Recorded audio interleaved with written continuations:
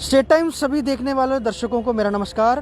पिछले 24 घंटे के कोरोना के सूरत हाल लेके मैं आपके साथ हाजिर हूँ। नमस्कार, मैं हूँ ख्वाहिश पटियाड़। आपको बता दूँ कि पिछले 24 घंटे में जम्मू कश्मीर में कोरोना मामले जो हैं कल के मुकाबले कम हुए हैं और पूरे जम्मू कश्मीर यूनियन टेरिटरी में लगभग 3,408 एक्टिव पॉजिटिव केस आए हैं, जिसमें कि 1,251 केस जो हैं वो जम्मू डिवीज़न से हैं। वहीं 2,157 जो हैं वो कश्मीर डिवीज़न से हैं। जम्मू डिवीज़न से 1,251 और कश्मीर डिवीज़न से 2,157 केस हैं, ये एक्टिव पॉजिटिव केस आए हैं। और अगर मैं कोरोना से मौतों की बात करूं तो पूरे जम्मू कश्मीर यूनियन टेरिटरी में लगभग 48 लोगों ने कोरोना महामारी से अपनी जान गंवाई है, जिसमें 30 लोग जम्मू से हैं और 18 लोग जो हैं वो कश्मीर डिवीज़न से हैं। रिकवरी रेट भी एक्टिव पॉजिटिव केसेस के मुताबिक जो है काफ़ी बेहतर रहा है। आज कुल 4,117 लोग कोरोना वायरस से ठीक होकर अपने घरों की तरफ गए हैं, जिसमें कि 1,623 जम्मू डिवीज़न से हैं, वहीं 2,494 जो है कश्मीरी डिवीज़न से हैं। ओवरऑल कश्मीर से एक्टिव पॉजिटिव केस और अगर हम बात करें रिकवरी रेट, इसमें काफ़ी अंतर है और डेथ रेट भी काफ़ी कम है। और 24 घंटे में लगभग 48,604 लोगों की टेस्टिंग हुई है, जिसमें से 3,408 लोग एक्टिव पॉजिटिव पाए गए हैं। तो दूसरी ओर आपको जैसे हमने पहले ही अपडेट दे दिया था कि 31 मई तक कोरोना कर्फ्यू को, लॉकडाउन को एक्सटेंड कर दिया गया है और बीच में जो इकोनॉमी है उसको देखते हुए वो सफ़र ना करे, कुछ रिलैक्सेशन भी दी जाएंगी वो, लेकिन उसके लिए अभी कोई ऑर्डर एडमिनिस्ट्रेशन की तरफ से नहीं आया। अगर आपको कोई व्हाट्सएप पे इस तरह का संदेश आता है तो आप उस पर ना जाइए, ऑफिशियल ऑर्डर का इंतज़ार करिएगा, जो कि आपको ट्विटर हैंडल के माध्यम से या फिर फेसबुक के माध्यम से अलग अलग सरकारी एजेंसियां प्रोवाइड करवाती हैं।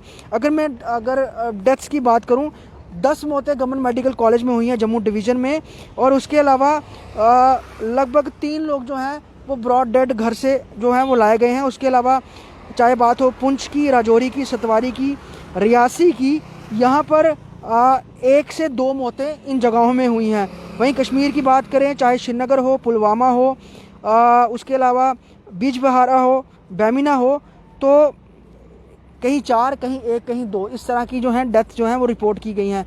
और अगर हम कल के मुताबिक की बात करें, आज लगभग 300 से 400 केस कम रिकॉर्ड हुए हैं एक्टिव पॉजिटिव केस, लेकिन जो डेथ रेट है वो 48 है। और सरकार ने लॉकडाउन एक्सटेंड किया है और बीच में हमने देखा था ट्रायल बेस पे स्टॉक चेकिंग के लिए या फिर हम साफ़ सफाई के लिए बोलें, एक माहौल देखने के लिए जम्मू एडमिनिस्ट्रेशन ने फार्मूला अपनाया था कि देखते हैं कि क्या नतीजा रहता है। तो उसको देखते हुए कहीं ना कहीं आगे रणनीति भी बनाई जाएगी। जिन ज़िलों में एक्टिव पॉजिटिव केस कम है, डेथ रेट कम है, वहाँ पे रिलैक्सेशन दी जाए, ऐसा भी पॉसिबल है। और यकीनन सरकार इसकी तरफ जाएगी भी, क्योंकि लगातार लॉकडाउन से जहां लोगों को बहुत दिक्कत परेशानी आ रही है, वहीं कई सारे लोगों की नौकरी पर सवाल बनाया है। लोग यही चाहते हैं कि कम वक्त के लिए ही सही, लेकिन बाज़ारों को खोलने की अनुमति दी जाए, चाहे वो अल्टरनेट बेसिस पे हो, चाहे वो मार्केट वाइज हो। और सबसे बड़ी बात, इसमें बच्चों की पढ़ाई भी सफ़र हो रही है, जो कि कॉम्पिटिटिव एग्ज़ाम्स की तैयारियां कर रहे हैं। कई एग्ज़ाम्स भी पोस्टपोन हुए हैं। तो अगर धीरे धीरे करके सरकार इस तरह का एक मैनेजमेंट सेटअप बनाएगी जिसमें कि लॉकडाउन भी चलता रहे, साथ में धीरे धीरे रिलैक्सेशंस भी मिलती रहें, तो यकीनन जम्मू कश्मीर प्रदेश वासियों को बहुत ज़्यादा सहायता मिलेगी। और अब धीरे धीरे जिस तरह से जल्द DRDO का 500 बेडेड अस्पताल भी बनना जा रहा है, शुरू हो रहा है, वो जल्दी बन के खड़ा हो चुका है और शुरू हो जाएगा। उसके लिए स्टाफ रिक्रूटमेंट के लिए एप्लीकेशंस भी आज लगना शुरू हो गई हैं।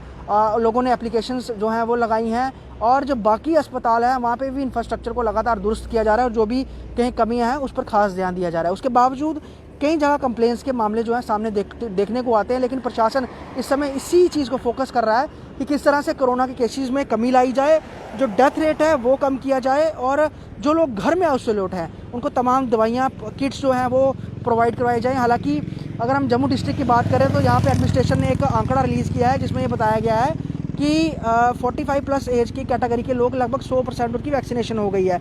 ये आंकड़ा कितना सही है कितना गलत है, इसके रिएक्शंस अलग अलग जगहों से आते ही हैं कि कई जगह लोग बोलते हैं हमें अभी तक टीका नहीं लगा है, कुछ लोग बोलते हैं हमने लगवा लिए हैं दोनों डोज, तो उसको लेकर भी एक्यूरेट आंकड़ा नहीं है। तो साफ तौर पे ओवरऑल सिचुएशन की बात करें, कल के मुताबिक आज जो है कोरोना केसेस में कमी रही है और डेथ रेट जो है वो 48 रहा है और रिकवरी रेट लगभग 4100 लोग जो हैं ठीक होकर अपने घरों की तरफ गए हैं।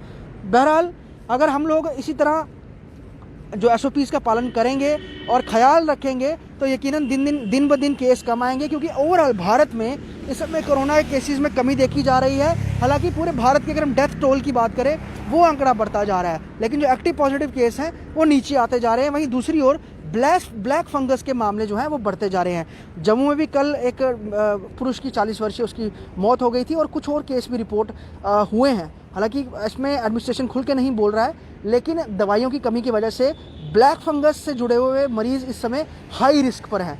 तो उनके लिए अगर मेडिसिन प्रोवाइड होंगी तो आगे अगर कोई केस आते हैं तो उनका तुरंत इलाज हो पाएगा, नहीं तो पूरे देश की तरह यहाँ पर भी ब्लैक फंगस से लोगों की जान जाना जो है वो उसके ज़्यादा चांसेस बन जाएंगे। लेकिन सबसे बड़ी बात, मेडिसिन वक्त पे आनी चाहिए। और दूसरी बात, जो कोरोना से ठीक हुए पेशेंट हैं जिनको डायबिटीज़ है उनका बहुत ज़्यादा उनको क्योर करने की ज़रूरत है, उनका ध्यान रखने की ज़रूरत है, ताकि ये ब्लैक फंगस जो वायरस है वो उन तक ना पहुँचे। अपना बहुत ख्याल रखिए और तमाम कोविड SOPs की जो अप्रोप्रिएट बिहेवियर है उसे अपनाएं और समय समय पर तमाम जितने भी गाइडलाइंस हैं उसको फॉलो करते रहें। वीडियो जर्नलिस्ट पवन शर्मा के साथ ख्वाहिश पटियाला, स्टेट टाइम्स जम्मू।